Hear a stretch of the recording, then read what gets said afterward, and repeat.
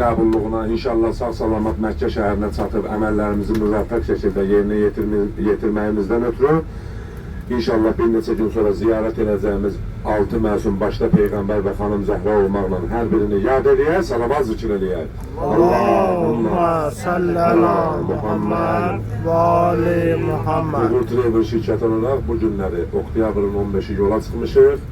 Elə bu gündə oktyabrın 25-i inşallah hər gün dünya müsəlmanları tərəfindən 5 dəfə üzü həmin istiqamətdə, yəni Kəbə evinə tərəf namaz qılınan, Allahın beyti olan Kəbə evini ziyarət edəcəyik. Allah Teala sizləri, bizləri yola salanlara, tez-tez narahat olub soruşanlara və bütün arzusuda olanlara bu ziyarətləri nəsib eləsin. Zamanı imamımızın salamatçılığına, zuhurunun təcilinə, bizləri ağalarımızın dualarında ad-ad yer almağımızdan ötürü Peyğəmbər Ali Peyğəmbərə salavat zikr eləyək. Allahümme salli ala Muhammed və ali Muhammed.